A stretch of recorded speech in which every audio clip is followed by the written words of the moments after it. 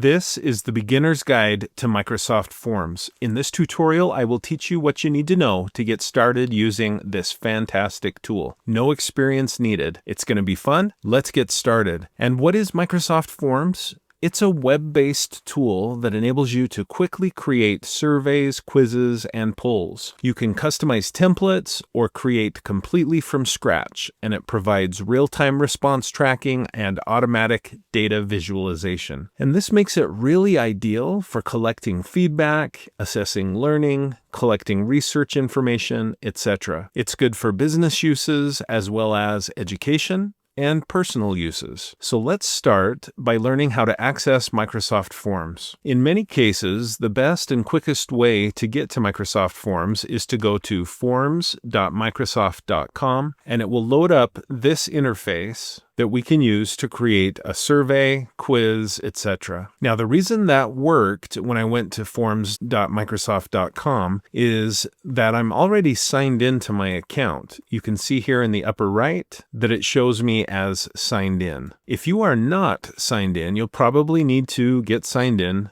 before getting to this point. Another way to access Microsoft Forms is just to go to any other Microsoft tool, for example, Bing.com. Here on Bing.com, notice that I am signed in, and I could just do a quick search for Microsoft Forms. There it is.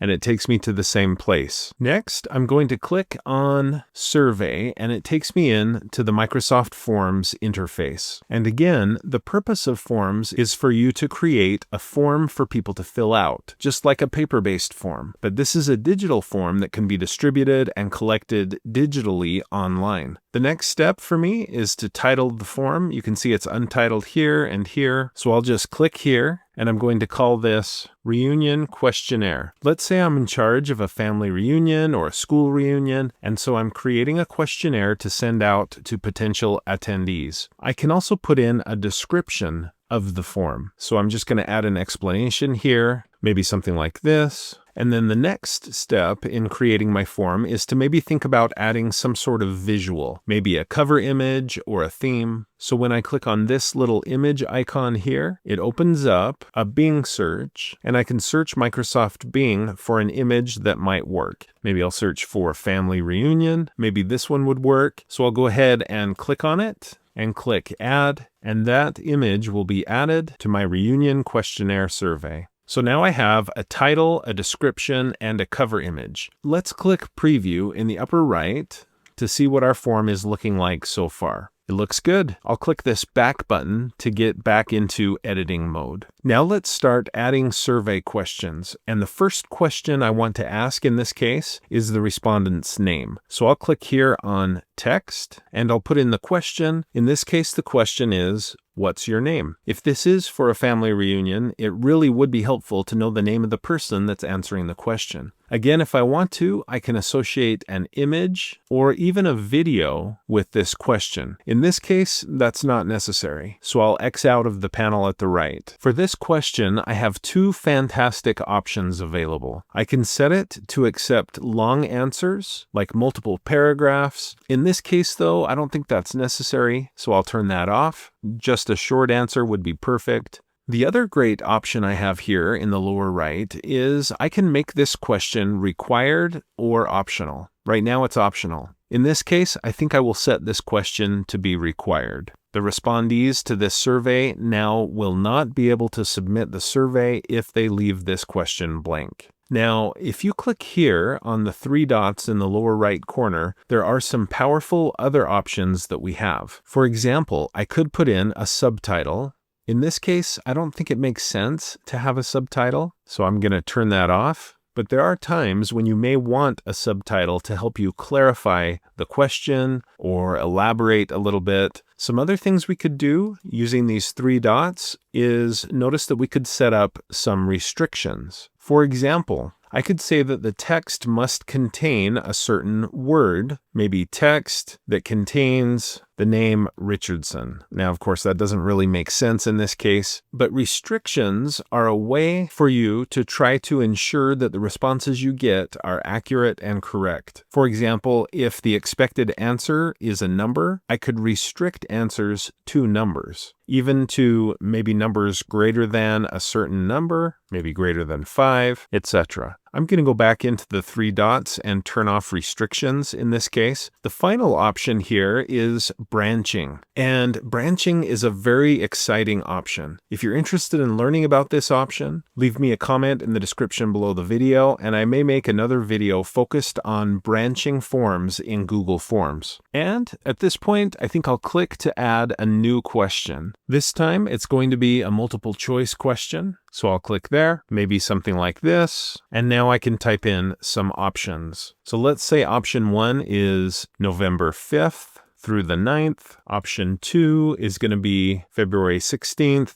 through the 20th. For the next option, I'm going to click here on Add Option, and we'll have this third option in June 21st through the 25th. And I could continue to put in potential options for this family reunion. Now, I can also add an option for like all of the above, or I could click to add an other option that respondees could use to suggest another date not listed here. Now, what if a relative that's coming to this reunion can actually come to any of these dates? There's not one specific date that's better than any other. If they just want to say that all of these dates work for them, in that case, you may want to turn on multiple answers. And this way, those circles for selecting your answer turn into checkboxes. And the participants can just check all of the options if they want to, or 2 options or 3 options, whatever works for them. Right now, it's set to have no limit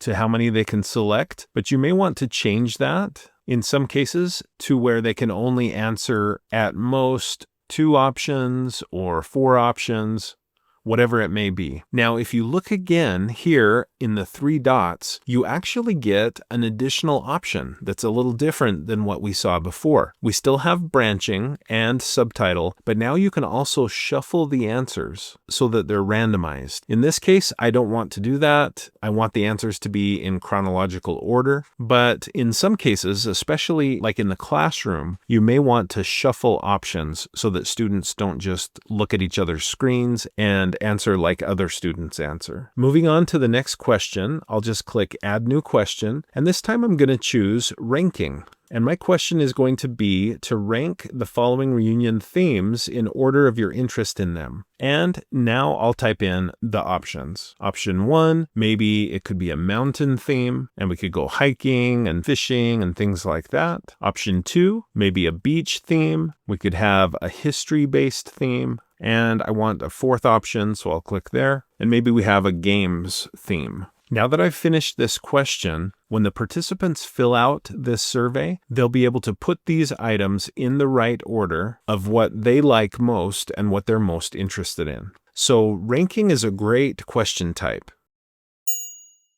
Next, I'll click here again to add a new type of question. Notice that we do have options like Likert scales that we can use. We also have date-based options. So I could ask people to, let's say, insert their birthday in here or some other date-based question. And we have a couple of other options here, including Net Promoter Score section. I'm going to save those for possibly future videos if there's interest, but let's finish by choosing Rating. And maybe for our final question, I'll just ask to rate last year's reunion from 1 to 5 stars, 5 being the best, 1 being the worst. Now, if you don't want to use stars, you can use numbers. So 1 to 5, you can use ribbons, you can use hearts. There are all sorts of great options to choose from for what symbol to use in this rating. I'm going to stick with stars. So with that, I have finished creating my survey. I can now click Preview here at the top, and this is what my survey looks like. And in preview mode, I can actually answer these questions. I can type in some practice answers. Maybe November 5th works great, maybe June 21st. Let's move down and look at the ranking options.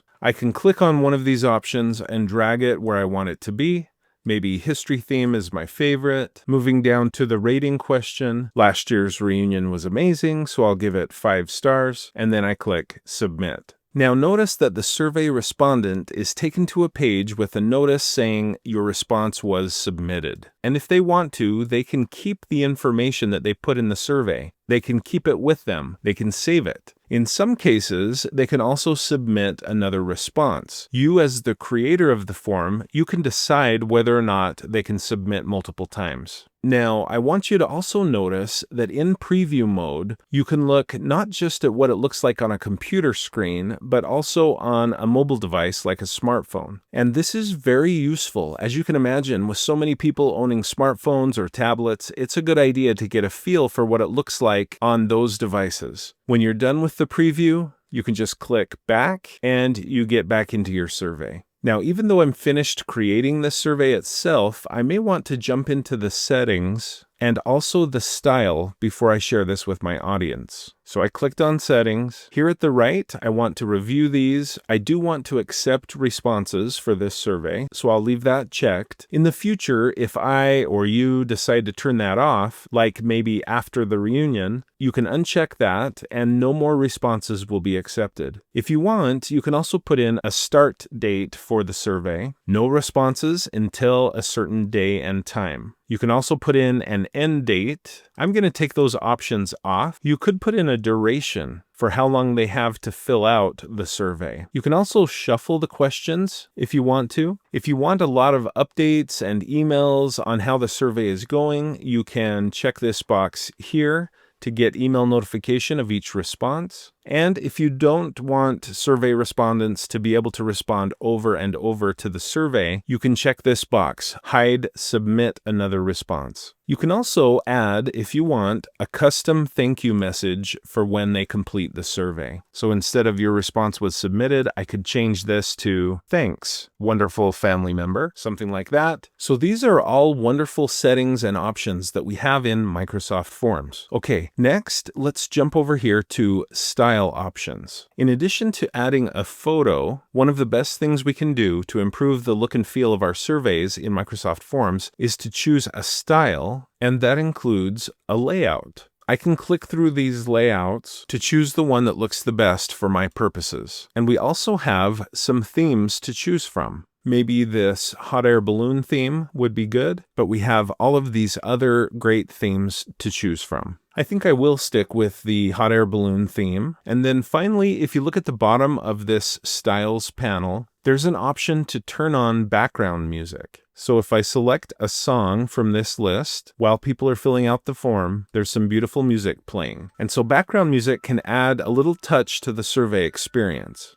Okay, great. Now notice here at the top, my reunion questionnaire is named, and it's also saved. Microsoft Forms constantly saves my work so that I don't lose it. And at this point, I am ready to send this form out to have it filled out by people that might come to the reunion. So I'm just going to go here to click this button, Collect Responses. And it takes me to this window where it says, right now, anyone that has this link is able to put in their answers. Now, this is a pretty giant link. It's very long. I may want to take that link and shorten it by checking this box. So with that checked, I'm going to click Copy Link, and I can paste that link into an email to anyone. Or I could post it on a web page or a blog or in social media, and anyone that clicks that link will be able to answer my survey. Speaking of email, if you want, you can email directly from within Microsoft Forms. I can just put in an email address here, and then I can click Send, and Outlook will send that message out. And I can put in multiple email addresses to send it to multiple people. So that's one option that we have in addition to copying the link and manually putting it somewhere and sending it or posting it. And then we also have other options. Let's say you're presenting to a business meeting or a group of students or teachers or whoever it may be. You may want to just put up this QR code, maybe on a presentation slide or maybe print it out on a handout. Anyone that scans that QR code will be able to answer the questions and send their answers to you. Another way we can share our form is to embed it onto a web page or in Microsoft Sway. And you can do that by clicking this embed button. and then copy the embed code, and then go where you want to embed it and paste it in. Now, if you're not familiar with Microsoft Sway, you really need to do yourself a favor and watch my videos on Microsoft Sway. Sway is an amazing tool that helps you create beautiful digital experiences. There's also a link to Facebook and X. Okay, I'm going to X out of these share options, and I want you to see that as people go to the survey, fill out the questionnaire, and they complete this, their answers are not only submitted, but they are collected and will be accessible to me back in the Microsoft form and in this button that says View Responses. So when I click that button, I can see just at a glance that there are 2 respondents so far. It took a little less than a minute for them to answer the questions, and here are their answers that have been collected. If I want more details about any of these questions and answers, I can click More Details, and I can get those details. I can even open up the results in Microsoft Excel if I want to. And if I click Check Individual Results, this will let me look at each person one by one. Here's respondent number 1, here's respondent number 2, and I'll be able to see all of their answers. I'm going to click Back here in the upper left and click Back to Questions to get back to the survey. So that's how most people will use Microsoft Forms. However, if you're a teacher, or let's say you're a department manager in a business, or a CEO, or someone else that works with a team, there's another powerful tool that we have in Microsoft Forms that you need to know about. And this is also useful for other people, not just those that I listed earlier. But instead of creating a survey, it is possible to create a quiz. And I'll click there to show the options that we have. Just like we built a survey, we can now build a quiz, and you can do it from scratch, or you can use a template. Maybe a university student assessment, maybe a quiz, an English grammar test, etc. I'm going to use this animal quiz just so it goes a little faster, but I could easily recreate all of this myself from scratch, just like I showed you how to do with the survey. Now, one thing that makes the quiz options different is that you can set point totals. And I can click here on 10 points to change it to maybe only 5 points, or however many you choose. So that's one difference. The answers actually have points assigned to them. Another difference is that you have to mark what the correct answer is. So in this case, whale is the correct answer. You can, though, turn on multiple answers and say that maybe flying fish is also a correct answer. Similar to the survey options I showed earlier, I would recommend turning on required so that the students must answer each question. And quizzes are a great example of when shuffling the options is a good idea. With shuffle options turned on, if students are in the same room with each other as they take the quiz, they can't easily cheat and see which option is being selected on their neighbor's screen. If you're a math teacher or a science teacher, you may want to turn on math settings so that you can put in functions and symbols like square root or other similar math symbols. When you're done, similar to the survey I showed, you can just change some of the settings, change the style if you want, and then click Collect Responses and share this link with your students in any number of ways. There are a few settings that are a little different for quizzes versus the settings for surveys. We still do have the start date and end date options, and this set time duration option may be extra important for students. Shuffling the questions. Notice that you can also disable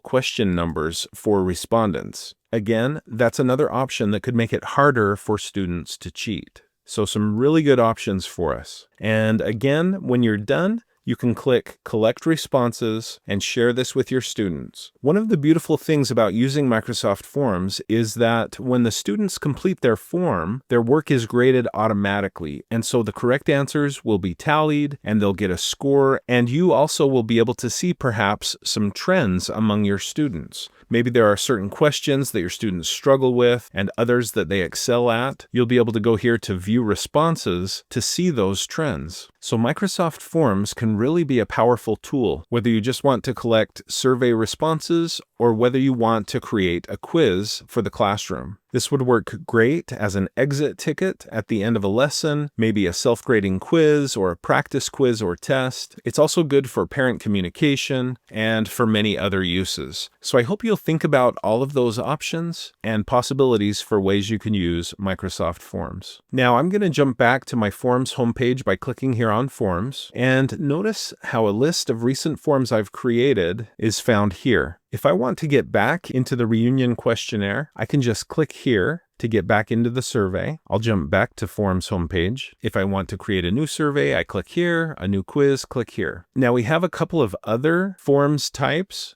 invitation, registration, so definitely explore those if you're interested. And we also have a template gallery. There are some beautiful pre-made forms here that you could then customize for your own purposes. Maybe this birthday party invitation, you can just change the names, the dates, the activities, and it'll be ready to be shared. So in this video, I've shown you how to create, customize, share, and even begin to analyze the results of your form. I hope you'll consider making your first Microsoft form today. And I hope you found this video to be helpful. If you did, please like, follow, and subscribe. And when you do, click the bell and you'll be notified when I post another video. If you'd like to support my channel, the best way to do that is to become a channel member, but you could also click the thanks button below the video. You could support me through my Patreon account or by buying channel merch, and you'll see more information about those options in the description below the video.